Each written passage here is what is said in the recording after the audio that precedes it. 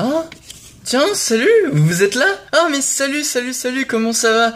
Écoutez, je m'attendais pas à vous voir, mais venez, on est bien ici. Et en plus, ça tombe bien, j'ai un truc super intéressant à vous raconter.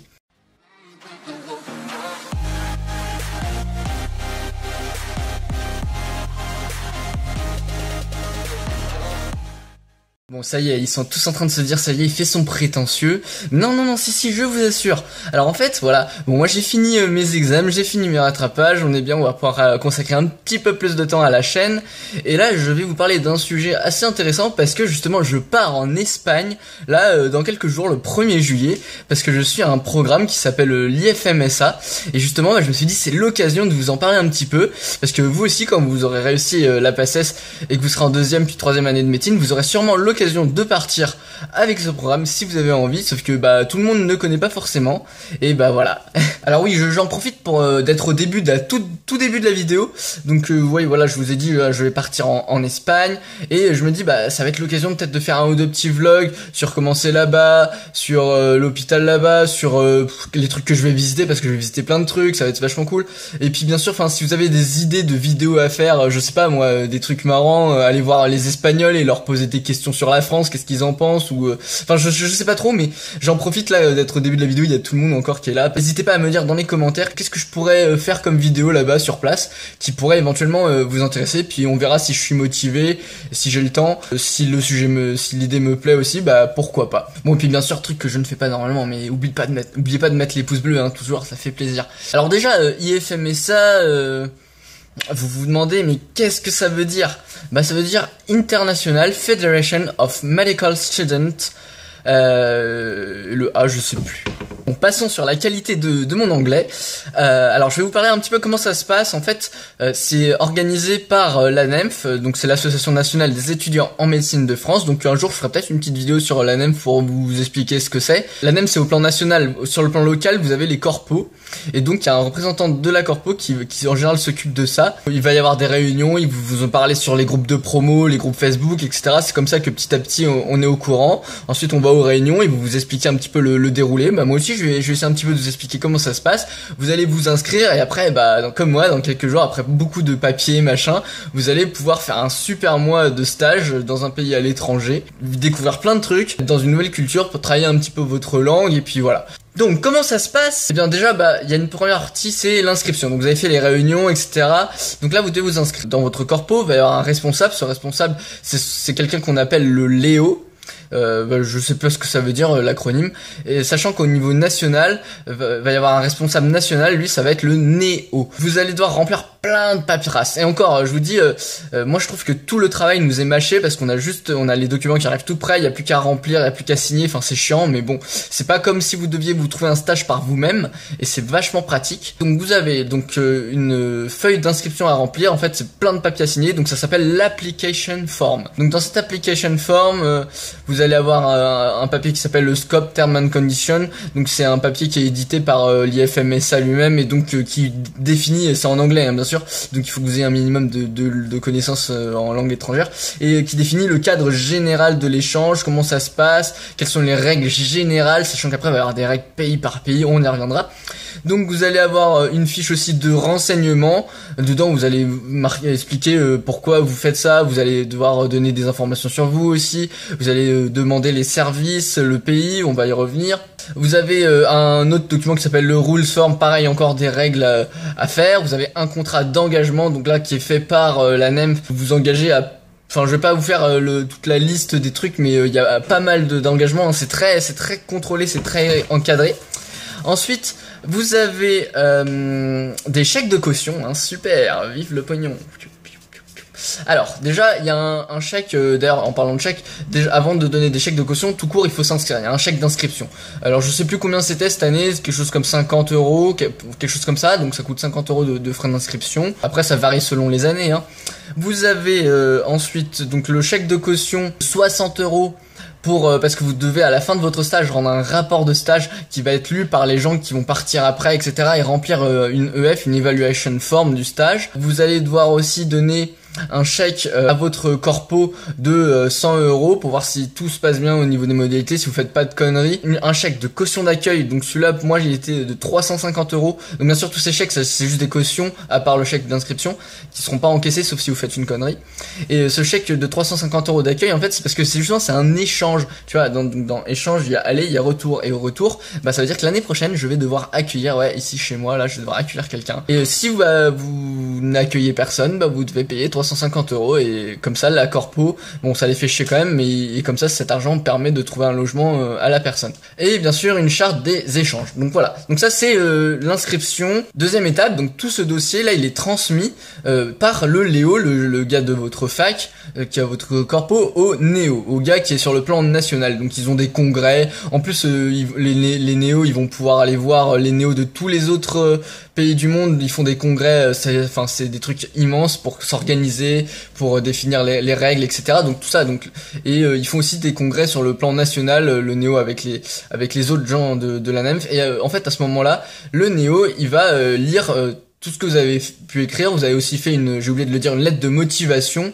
Et donc il va tout lire et il va soumettre votre candidature à l'IFMSA au pays d'accueil, sachant qu'il y a un nombre de places limite par pays que la France a le droit d'envoyer.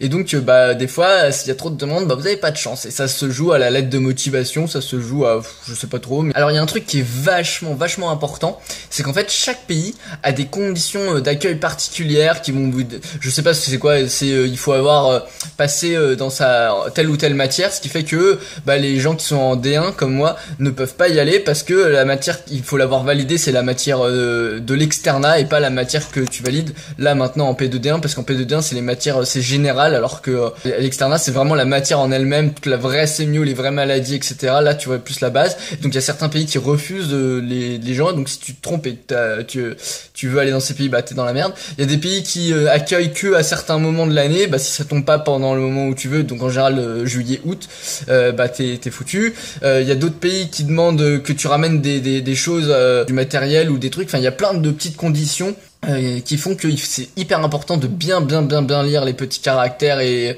le truc qui fait 10 pages, donc c'est chiant, hein, mais voilà, il faut le faire. Et donc vous pouvez postuler à alors je regarde mes petites notes. Vous avez le droit de postuler à 3 pays par ordre de préférence et à 4 services, et après vous devez choisir si vous préférez qu'on vous donne le pays en premier ou le service en premier, et après il faut aussi dire à quel moment vous voulez que ça se passe. Le Néo, il envoie ça à tous les pays du monde un petit peu, et vous avez votre réponse. Et votre réponse, elle vient par la CA, c'est la Card of Acceptance. Donc en fait, entre-temps, vous avez eu des identifiants sur le site de l'IFMSA, et vous avez votre petit espace personnel, et là vous avez la carte d'acceptance qui vous dit bah où est-ce que vous allez, dans quel pays vous allez aller, et dans quel service ça va se passer, dans quelle ville, voilà. Et maintenant on passe à une autre partie. Bah oui, c'est chiant, mais je vous explique le déroulement du truc, hein. Vous inquiétez pas, les trucs un peu plus sympas que l'administratif, ça arrive après. Donc vous avez la carte of document qu'il faut remplir. Donc là pareil, les paperasses, et encore je vous dis tout est mâché. Donc vous devez donner la preuve que vous avez bien pris une assurance pour votre santé, les autres assurances viendront après. Vous devez donner votre carte d'identité, enfin une photo de la carte d'identité, un certificat de scolarité, faire un CV aussi, faire une lettre de motivation pour tous les services que vous avez demandé. Ensuite, vous devez prouver que vous êtes capable de parler la langue où vous allez, ou au moins l'anglais, donc donner un certificat de langue. En fait, ça dépend. Il y a des endroits où par exemple, il y a des pays où il faut absolument parler la langue locale et que c'est obligatoire, et donc faut le prouver. Et il y en a d'autres où c'est conseillé d'avoir tel ou tel niveau de langue, et qu'il faut et par contre on peut parler juste l'anglais. Par exemple, c'est le cas de la Grèce, on n'est pas obligé de parler grec, il faut avoir un bon niveau d'anglais et le prouver avec un certificat. Et donc nous, bah ça a été chiant parce que la prof d'anglais, du coup, avant on avait une prof d'anglais qui signait comme ça, et là elle a vraiment voulu vérifier qu'on avait un bon niveau, et donc elle faisait passer des entretiens, etc. Donc c'était un peu chiant pour les gens qui ont dû passer les entretiens, parce qu'ils venaient pas en cours, alors que moi je venais en cours d'anglais, donc j'ai pas eu trop besoin de passer l'entretien. Bon, voilà, bref. J'arrête de balancer. Donc ensuite, bah bien sûr, une photocopie du passeport, encore des conditions à accepter, des documents de conditions à accepter, et une farm free qui dit, voilà, en gros, que vous engagez à respecter les pratiques, à pas vous faire influencer par les laboratoires, etc. Bon, voilà. Une fois que votre carte de document est envoyée, le temps passe, et à peu près 2 mois avant, donc c'est short, hein, pour prendre prendre les billets d'avion, etc., du départ, vous recevez une carte of acceptance qui vous dit là exactement quand est-ce que vous avez été pris, si vous avez été pris, à quel service exactement vous avez été pris. Avant vous saviez juste le pays où vous aviez été accepté. Après vous devez renvoyer dans les 2 semaines, un mois avant, une carte of confirmation où vous devez dire quel vol vous avez, ou 2 semaines ou un mois je sais plus, enfin quel vol vous avez pris, quand est-ce que vous allez arriver, quand est-ce que vous allez repartir, si vous avez besoin qu'on vous prenne quand vous arrivez sur place, enfin qu'on vous amène à la ville. Alors donc moi pour info en fait j'avais demandé l'Espagne en premier parce que je parle très bien espagnol. Alors bon je vous propose maintenant pour vous mettre dans le bain, vu qu'on va faire quelques vlogs, quelques trucs, de parler en espagnol. Alors on continue en espagnol. Entonces vamos a ver qué decía. Yo voy a Murcia, que es cerca de Valencia y no muy lejos del mar, así que va a ser genial. Y bueno, no estoy seguro que todo el mundo entiende, así que vamos a hablar en francés de nuevo. Donc je reparle en français. Donc ce que je disais c'est que j'allais à Murcie, qui est pas loin de Valence, et je vais en médecine interne. Donc j'avais demandé quoi?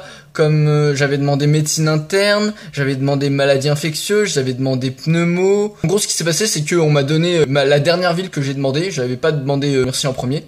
Mais si j'ai demandé Murcie, c'est que c'était pas l'endroit où je voulais le plus aller, mais il paraît que le social plan, enfin les activités qu'on fait là-bas et que le stage et tout est très bien. Donc je m'étais dit je sais pas trop comment je vais mettre ça a l'air pas mal. Donc au pire si j'ai ça ce sera déjà bien.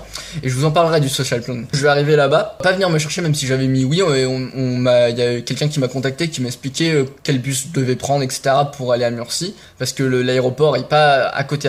Vous devez donner des numéros de téléphone de personnes à contacter en cas d'urgence, les numéros des assurances que vous avez prises, donc assurance de responsabilité civile, privée, assurance pour vous-même si vous avez un problème. N'oubliez pas de prendre la carte européenne de maladie ou je sais pas quoi, voilà, enfin il y a une carte au niveau européen qu'il faut avoir. Donc tout ça qui est fait, la carte en confirmation c'est fini, et moi j'ai pas de chance, ma fac m'a demandé des papiers en plus encore. Donc il fallait se faire signer en fait un contrat entre ma fac et l'hôpital là-bas, sauf que l'hôpital voulait pas signer parce que ils font une espèce de convention, je sais pas quoi. Il a fallu que je modifie le document, que je l'envoie à une personne sur place, et pour que ce soit la fac leur fac à eux qui signe.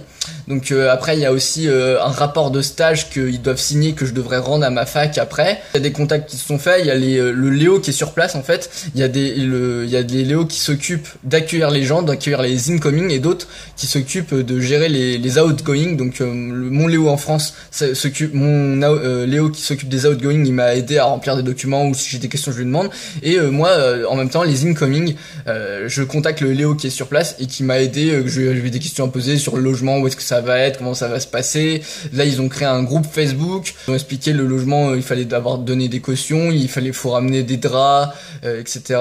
Faut payer aussi pour internet pour avoir la clim, parce qu'en Espagne il va faire trop chaud, ça c'est obligé. J'ai encore quelques petites formalités à faire là, il faut que j'aille à la banque pour être sûr que je peux tirer de l'argent là-bas sans pénalité, enfin des trucs comme ça, et faire ma valise, enfin plein de trucs à penser. Regardez la ligne de bus, parce que comme j'avais les rattrapages je me suis pas trop intéressé. Et puis quand on va aller sur place, il y aura plus qu'à profiter. Donc moi stage de médecine interne, ça va être 9h-15h, j'aurai en plus du temps libre, donc ça va être vachement cool, plus cool en tout cas qu'un stage de pré-externat en France, d'externat en France. Je vais pouvoir améliorer mon espagnol et mon anglais avec les gens sur place, parce qu'il y a d'autres étrangers qui viennent, et on va être ensemble sûrement dans le même bâtiment, on va se voir, on va faire des soirées ensemble, ça va être sympa. Et ils nous ont préparé un social plan d'enfer. Donc en fait qu'est-ce qui va se passer, donc je pars le premier, le 2 on va avoir un pot d'accueil, le 3 on va aller visiter Murcie, donc c'est la ville où je vais, le 5 on ira à la piscine, le 6, le 7 et le 8 ils nous ont organisé un petit voyage, ça fait un peu comme un tour opératoire,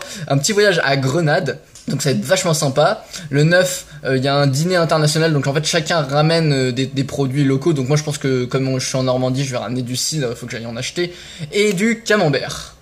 Bref. Et puis peut-être sur place j'achèterai des pommes et je ferai des sandwichs pommes camembert avec un peu de cidre, ça fera pas mal. Et j'achète forcément du pain. Je sais pas si les Espagnols ont du pain aussi bon que nous, mais bon on s'en fout. Donc la suite, donc le 9 le dîner international, le 12 ils nous ont réservé une escape room, là vous savez c'est le truc où on est dans une chambre, et puis il y a dans une pièce, et il y a des, comment on appelle ça, il y a des énigmes à résoudre pour pouvoir s'échapper. Le 13, le 14, le 15, on part visiter Valence. Le 18, on va dans un parc aquatique. Le 20, on va manger des tapas, hein, forcément c'est local. Le 22, on visite Alicante. Le 23, on va faire du kayak, ça va être vachement cool. Le 27, du shopping. Et le 29, on va à Carthagène. Voilà, et donc après, bah, je vais faire mon stage, je vais apprendre des trucs, j'espère quand même sur le plan médical, je vais pouvoir m'amuser. Ça va être à moitié stage, à moitié vacances. Je vais essayer de faire des vlogs, donc comme j'ai dit tout à l'heure, n'hésitez pas à me donner, là je sais qu'il y a plus que 10% des gens qui regardent parce que vous êtes motivés de regarder une vidéo qui fait 20 minutes, donc moi je vous dis bravo. Sur place, j'aurai sûrement du temps pour essayer de faire des vidéos, n'hésitez pas à me donner des idées et on verra. Après, donc quand je reviens, rapport de stage pour ma fac, rapport de stage pour la NEMF, comme ça ils font un Google Doc et puis les gens qui partiront l'année prochaine, ils peuvent lire les rapports de stage et c'est un peu, ça aide vachement, hein. Donc je vais essayer de faire le truc bien. Ensuite, et puis je mettrai mon rapport de stage sur mon blog, hein, ça c'est clair. Et une evaluation form à remplir, donc forcément faut le faire, hein, sinon la caution de 60 € je crois elle saute. Et après, bah il faut accueillir quelqu'un l'année prochaine, donc bon, ça va être sympa, ça va être sympa d'accueillir une personne. Bon, j'espère qu'on va bien s'entendre, mais voilà. Donc globalement, bah voilà un petit peu pour ce programme. J'espère que vous en savez un petit peu plus. Et bah j'ai tellement hâte, là je pars dans 3-4 jours, je pars en Espagne, ça va être vachement cool.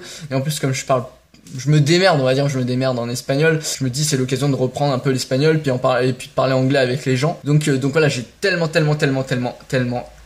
hâte. Et, franchement là les vacances ça va faire du bien. Écoutez, j'espère que cette vidéo vous a plu, vous donne envie quand vous aurez réussi votre PACES de partir à l'étranger, faire ce petit stage d'un mois. Vous avez aussi possibilité de faire Erasmus, mais souvent ceux qui font Erasmus ils ont des chances de redoubler, c'est galère, même si c'est une super expérience et c'est quelque chose à faire. Il y a plein de gens que je connais qui vont le faire l'année prochaine aussi. Pour moi c'est trop long, un mois pendant l'été ça me suffit, je pense que c'est bien, c'est une expérience intéressante, c'est un truc à mettre sur le CV. Sur ce, nous on se dit à bientôt pour de prochaines vidéos. Voilà, ciao ciao.